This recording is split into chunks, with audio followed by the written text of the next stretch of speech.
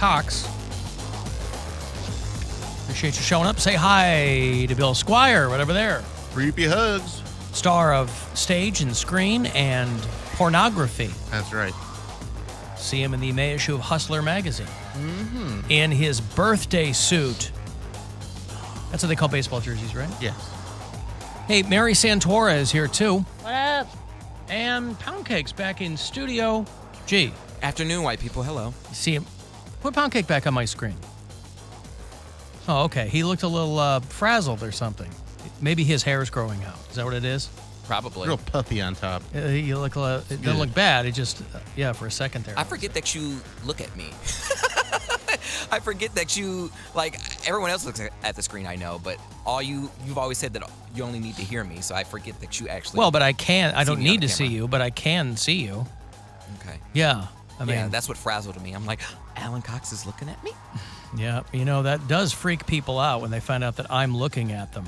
At least that's what my neighbor said when she saw me in the tree with binoculars. Hey-oh, like a peeping Thomas.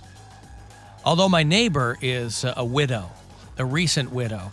And so if I were to be in her tree, my tree technically, depending on where the property line is, I think I'm within my rights to be in one of the big trees. If I were up there and had a pretty solid vantage point with my binocs, I could just pass it off like I was looking at the night sky. I could just, if I saw her looking out of her window, I could just point my binoculars straight up like I would. Now, of course, if you know anything about stargazing, binoculars, not the tool to use. But that's only if you're well versed in stargazing. You want something more telescopic or whatever. Binoculars are not great for that. But it would be contingent on her knowing that. If I were up in the tree, or I could say, maybe I could say that I was peeping into someone else's house. How about that? Now, it should go without saying, I have no history whatsoever of peeping. I wouldn't even know how to begin doing something like that. But again, Poundcake gets frazzled if he knows I'm looking at him. And I like to keep him on his toes. So just know, Poundcake, that at any given moment, I can ask Bill to put you on my screen. Bill, put him back on my... There he is. He's sitting there. He's chewing gum. Are you chewing gum? Yes. This guy. Broadcasting 101, Bill. Poundcake Poundcake's the only person that came to this show, other than me, with broadcasting experience. He's over there chewing gum. He's chomping. He's doing whatever. See, here's the thing, is he hasn't been doing his own podcast. It's kind of on an unforced hiatus. He hasn't been doing his own podcast, and so he's decided to eat on mine, my show. Think about that. Is that part of it? You getting back at me? No. You sure? I just wanted to make sure I had onions for lunch, and You wanted to make sure that you had onions for lunch. He wasn't positive until he chewed the gum. Uh-huh, right. Yep, those were onions. Those were onions. Were they raw or were they cooked? They were on a sandwich. So raw. Yeah. Right. Hold on. I had to finish my gummy worm. That would be pretty similar to what Poundcake would sound like, probably eating a sandwich. So you had onions on your sandwich and chewing gum now. Yeah, just to kind of like offset the taste. I did brush, but I feel like that's still not enough. You know who else brushed? Bloom Daddy, right in the kitchen sink as I was in there. Hell yeah. Just now before the show, I was filling up my water bottle, and he was in there brushing his teeth in the sink. Now, after the first conversation we had a few weeks back, everybody really took me to task over that, and so I reasonably gave it some thought. And I had to think, is that really that big of a deal? And once I got past my initial discomfort, it's probably not that big of a deal. Now that it's happening with some regularity, whatever, right? I mean, hey, whatever gets you through the night. Now, I didn't ask him, for whatever reason, the water line in our refrigerator here at iHeart Cleveland trickles out But I'm standing there for a half an hour filling up my Yeti bottle. It trickles out so goddamn slow. Why don't you And use the water thing? What a water thing? There's an entire separate machine that is just for water. Cold water? Yes. Then I will use that. Where is that? By the coffee maker? Right next to the coffee maker. Okay. Yeah, you just hit the one that looks like snow, and that's cold water. Oh, yeah? And the one that looks like fire is hot water. How did you not know that?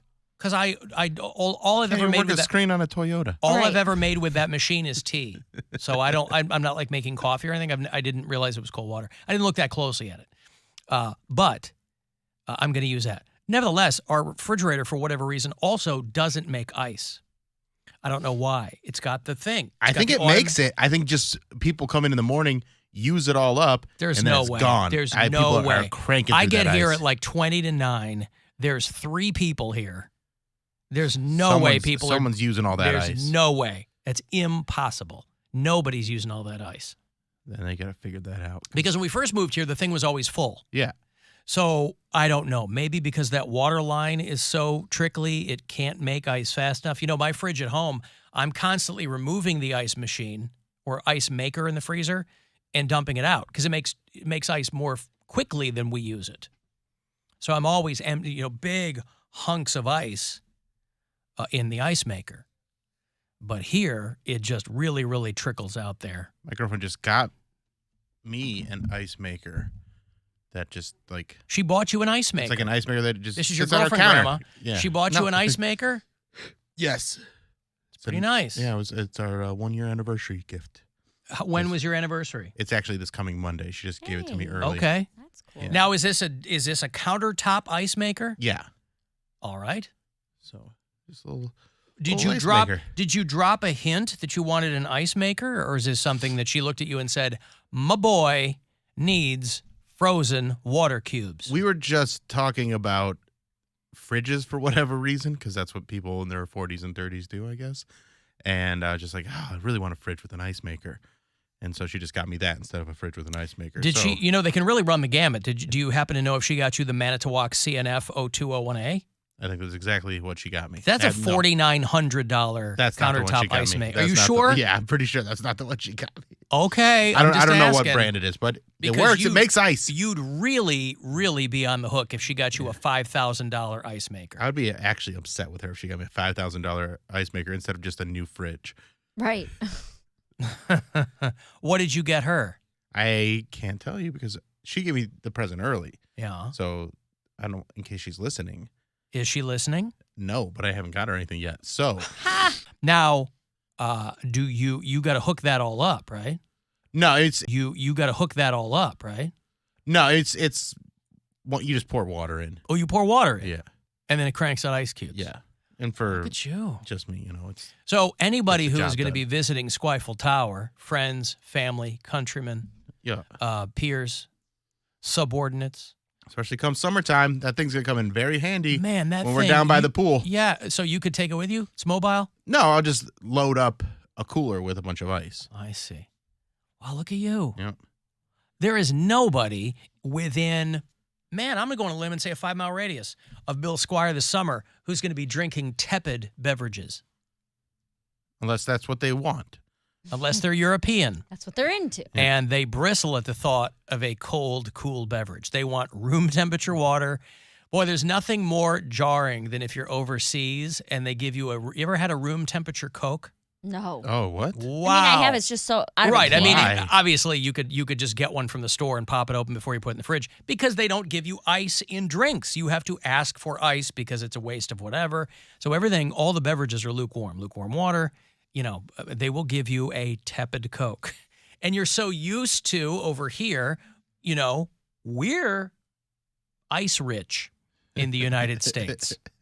Don't believe the hype. We are up to our necks in frozen cubes, and we take it for granted that anytime you want, wherever you are, you can put a cup under something and ice will come out. Overseas, not that big of a deal. Of course, we're not ice rich here at iHeart. We're ice poor. Get that right. All right, I'm going to take a break here. If you'd like to send a text for anything, 35192 is where you'll get me. If you want to join us on the phone, you can call us live, 216-578-1007 or 800-348-1007.